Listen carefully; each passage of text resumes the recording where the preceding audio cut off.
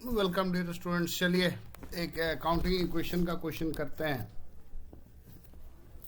यहाँ पर एक शिखा नाम की है जिसने एक बिजनेस स्टार्ट किया है। कैश है 80,000 और फर्नीचर है 20,000 से। पूरा ट्रांजैक्शन नहीं लिख रहा हूँ, सिंपल लिख रहा हूँ स्टार्टेड बिजनेस।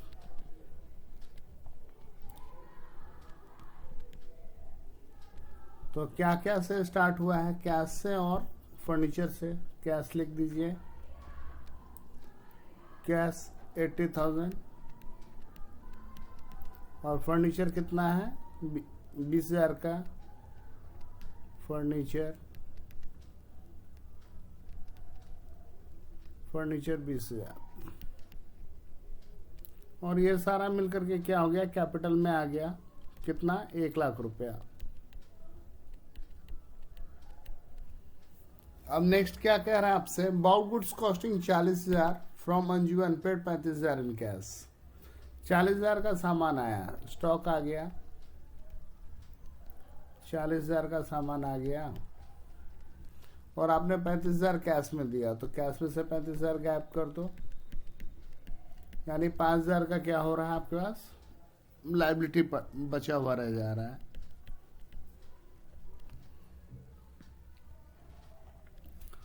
स्टेटमेंट भी लिख देना है, बी स्टेटमेंट about goods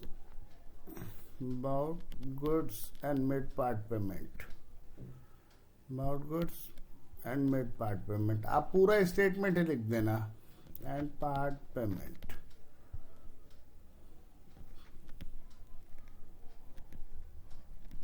अब 80,000 में से 35,000 आपने कैश दे ही दिया, तो अब कितना बच रहा है आपके पास?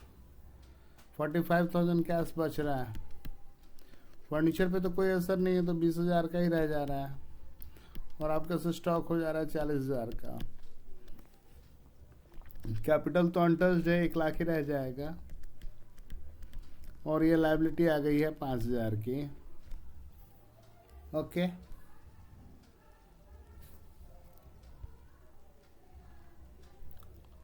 फिर बोलता है क्या?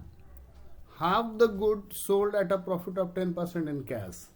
40,000 का सामान है, उसका हाफ यानी 20,000 का सामान आपने 10% प्रॉफिट में बेच दिया, यानी 2,000 प्रॉफिट लेकर के बेचा, यानी 22,000 में। ठीक है, C part sold half the good at 10% profit, तो 22,000 रुपया आ गया। सामान में से आधा उठ गया और इस डील में 2,000 का प्रॉफिट हो गया, वो आपके कैपिटल को बढ़ा देगा। यानी कैश अब आपके पास कितना हो गया? कैश हो गया 7, 4, 2, 6, 67,000 का। फर्नीचर तो ऐसे ही रह गया और स्टॉक अब कितना? 40 में से 20 का बिक ही गया, तो 20,000 का रह गया और कैपिटल आपका 1,02,000 का हो गया और जो लायबिलिटी है वो तो 5,000 की रहेगी ही। फिर बोलता है paid 4,800 in full settlement to Anju. 5,000 का लायबिलिटी था, अंजू से ही खरीदा था ना, उसमें 4,800 देकर के फुल सेटलमेंट हो जा रहा है। पेड 4,800 इन फुल सेटलमेंट, है ना। कहने का क्या मतलब है कि 5,000 का लोन जो है वो ख़त्म हो गया 4,800 में और इस डील में क्या हो गया? आपको 200 रुपये का प्रॉफिट हो गया और कैश जो है वो 4,800 रुपये आपके पास से चला गया, 4,800। अब नेट इम्पैक्ट क्या होगा कि ये जो चीज़ है ये बच जाएगा आपका कितना? 67 में से 4 गया तो 63 और 800 और गया तो 62,200।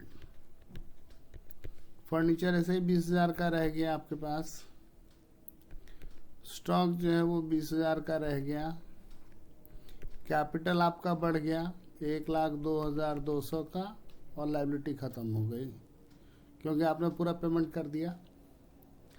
तो इस तरीके से ये आपका अकाउंटिंग इक्वेशन का क्वेश्चन था, ये आपने सॉल्व कर दिया। That's it.